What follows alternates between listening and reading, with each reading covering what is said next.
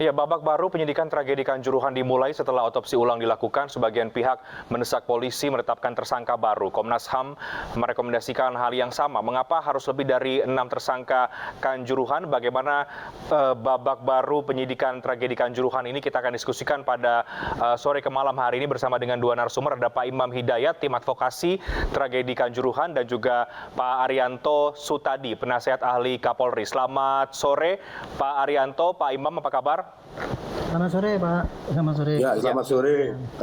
Saya ke Pak Imam terlebih dahulu, mewakili dari tim advokasi tragedi Kanjuruhan. Sudah cukup puas Pak Imam dengan otopsi ulang kemarin? Sudah transparan atau masih ada tanda tanya dari Anda?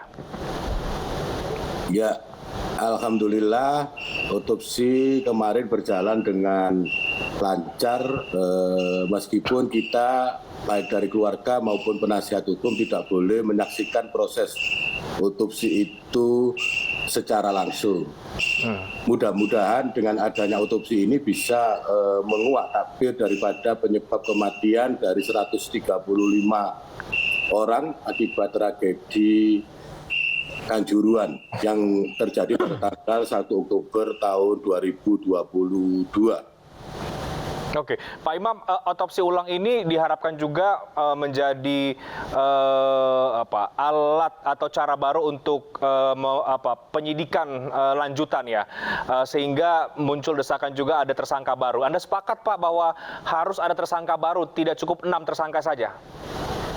Ya, saya sangat sepakat dan setuju sekali. Memang kita lihat, kita perhatikan saat ini 6 tersangka yang sudah ditetapkan oleh penyidik Polda Jatim itu rasanya masih jauh api daripada panggang. Karena kita tahu bahwa sesuai dengan Kompres Kapolri itu ada 6 eksekutor ya, yang pelaku penembakan dari anggota itu yang ke tribun, itu yang pertama. Kemudian juga intelektual dardernya, penanggung jawab pidananya itu juga belum juga disentuh dalam perkara ini. Dengan adanya otopsi ini kita berharap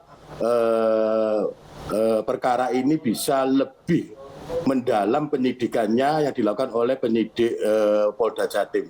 Oke, Pak Arianto, Anda setuju bahwa harus ada tersangka baru atau menurut Anda sudah cukup di 6 tersangka ini saja? Karena sekarang mulai muncul desakan, bahkan rekomendasi Komnas HAM juga menyebut demikian, bahkan juga bisa ini terkena anggota kepolisian yang lain. Ya, saya sangat setuju sekali ya. Karena saya melihatnya begini nih, kasus Kanjuruhan yang kita lihat sekarang kan yang paling parah dulu ya. Kan meninggal 135 orang dengan sangat mengenaskan, luka parah dan sebagainya. Kita mesti bertanya ini kasus ini apa? Kecelakaan kah? Bencana alam? Pelanggaran hukum? Atau kejahatan? Di mata saya, ini adalah pembantaian 135 orang yang meninggal mati sia-sia. Nah, sekarang kita lihat, kalau itu pembantaian berarti kita cari siapa pelakunya kan gitu.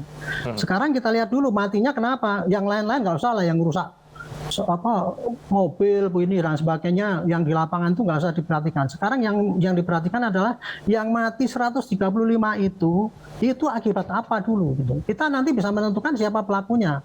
Kalau dari kajian-kajian itu kan ya, laporan-laporan itu Komnas HAM juga lebih detail tuh mengatakan bahwa yang mati itu adalah banyak yang di pintu 13 atau berapa itu.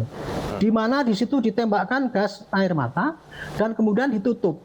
Jadi matinya orang 135 yang terbantai itu adalah mati karena adanya penembakan gas air mata sehingga panik, dan kemudian ketika mati itu pintunya ditutup gitu.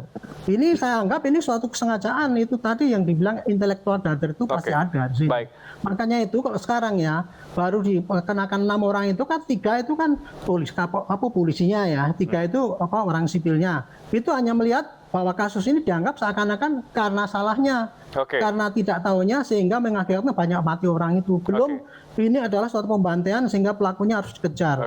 Makanya harus dikejar itu pelakunya. Oke, gitu. Pak Arianto, meskipun Anda sepakat juga kalaupun nanti tersangka baru itu justru datang dari anggota kepolisian misalnya, dan sejauh ini kita belum melihat ada tersangka baru atau ada sinyal akan ada tersangka baru dari pihak kepolisian dari tragedi Kanjuruhan ini. Saya tidak peduli itu apa dari polisi apa tidak, tapi harus dikejar ini gitu loh ya. Sekarang ya, itu kan sekarang udah jelas itu. Keterangannya adalah yang mati banyak itu akibat daripada karena ditembak sehingga orang panik dan pintunya ditutup. Kan mati tergenjat banyak. Siapapun pelakunya mesti dikejar. Nah kalau saya ya kalau mengejar itu ya yang di samping yang tiga kalau yang merintah itu kan karena dilihat karena ditanya prosedurnya itu. Tapi pelaku yang menembak ya oknum polisi yang menembak gas air mata. Tapi tidak semuanya ya oknum menembak yang gas air mata yang ke tribun itu siapa diperiksa itu. Kenapa kamu menembak? Pasti dia karena disuruh komandan. Nah, komandannya tanya, kenapa kamu menyuruh? Kejar terus itu. Saya tidak yakin ya komandannya itu hanya saya tidak tahu aturan kemudian nembak. Enggak, pasti ada yang menyuruh lah itu. Ada ya itu yang dikejar mestinya. Sama juga yang nyuruh menutup pintu itu, Pak. Itu saboter itu, penyabot yang tadinya itu hanya ingin supaya rusuh saja, tapi dia nggak menduga korbannya banyak itu. Menurut saya itu kena 338 itu, tidak hanya karena kesalahannya 339. Kasihan Pak, 135 orang itu. Jadi harusnya nih itu terutama yang nyuruh itu harus dikejar itu Pak. Kalau yang lain-lain itu kan nggak ngerti aja ini. Gitu. Yang namanya ini hanya karena salahnya, karena aturan, kemudian dia ya terpaksa menanggung tanggung jawab. Memang dia penyebab tuh. Tetapi yang justru yang sebetulnya pelakunya itu sampai sekarang kan nggak kedengaran dikejar atau di TGIPF sekarang nggak nyari, Komnas HAM juga nggak nyari, hanya mengatakan itu pelanggaran Komnas HAM. Kalau saya itu pembantaian itu cari pelakunya. Baik. Nyuruh. Saya ke Pak Imam. Pak Imam, kalau dari tim kuasa hukum sendiri melihat proses hukum yang tengah dilakukan oleh polisi saat ini, menurut Anda sudah tepat atau Anda masih banyak catatan lagi soal bagaimana membuka tabir tragedi Kanjuruhan ini? Menurut saya penyidikan yang dilakukan oleh Polda Jatim ini saya kira masih jauh api daripada panggang ya. Apalagi kenapa itu, Pak? Pasalnya kan 359 culpa karena kelalaian ya. Ini nggak ada kelalaian nih, ini adalah kesengajaan ya. Di dalam teori kan ada 3 ya niatan itu, salah satunya adalah sadar akan kemungkinan. Jadi apabila kemudian petugas eksekutor yang saya katakan tadi 11 orang itu menembakkan gas air mata ke tribun, dia harus sadar kemungkinan bahwa efek akibat dari penembakan itu akan menimbulkan chaos yang ujungnya kepanikan ya. Apalagi kan kita tahu yang ditembakkan itu kan gas air mata yang sudah kedaluarsa ya. Artinya kalau orang demo di jalan aja memakai gas air mata yang tidak kedaluarsa itu masih matanya perih ya, kemudian berlarian mencari tempat udara yang segar. Ini posisi daripada Stadion Kanjuruhan seperti Pak Arianto tadi sampaikan kan pintunya tertutup. Jadi betul-betul seperti katakanlah nyamuk di dalam botol kemudian disemprot baygon. Mereka sangat kebingungan sekali ya, sangat karena efeknya itu yang kebanyakan juga mayat-mayat yang ada di rumah sakit itu sesuai dengan keterangan para saksi korban yang datang ke Tatak itu menyatakan matanya merah, kemudian wajahnya menghitam ya toh. Semua itu luar biasa. Artinya penerapan pasalnya harusnya tidak 359 tetapi 338 ya, pembunuhan ya. Kemudian kita cari 340-nya ya, pembunuhan berencana. Ini sepertinya sudah dikondisikan, Mas. Jadi memang bukan sesuatu yang kemudian terjadi dengan begitu saja.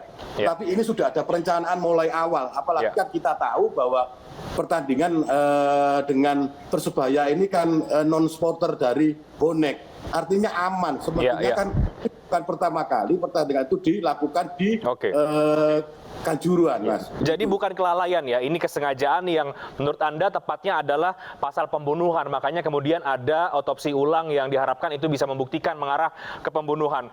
Pak Arianto, Anda sepakat kalau ini bukan unsur kelalaian, tapi ini adalah pembunuhan, Pak. Jadi diharapkan polisi bisa mengarahnya ke sana. Saya dari semula Pak ya, kejadian kasus ini ada, saya hanya sendiri yang ngomong bahwa ini bukan kelalaian. Ini adalah suatu kesengajaan. Cuman sampai sekarang kok nggak ada yang menimpali, saya juga heran juga ini. Mestinya ya Pak ya, kalau kecelakaan itu cuma mati 1-2, barangkali bolehlah itu kecelakaan. Tapi ini yang mati kan banyak ini Pak, mestinya gitu. Kalau yang namanya kecelakaan itu Pak, itu bencana alam misalnya yaitu stadion runtuh karena kebanyakan orang. Nah itu bisa jadi itu yang punya bangunan yang salah gitu. Iya. Tapi ini kan orang yang matinya itu kan jelas ditembakin itu, Iya, di tribun ditembak, panik masukkan killing ground itu di pintu itu pintunya ditutup, dia mati. Iya. Sekarang ya Pak ya, ini ekshumanisasi apa tuh penggalian Ekshumasi. mayat itu.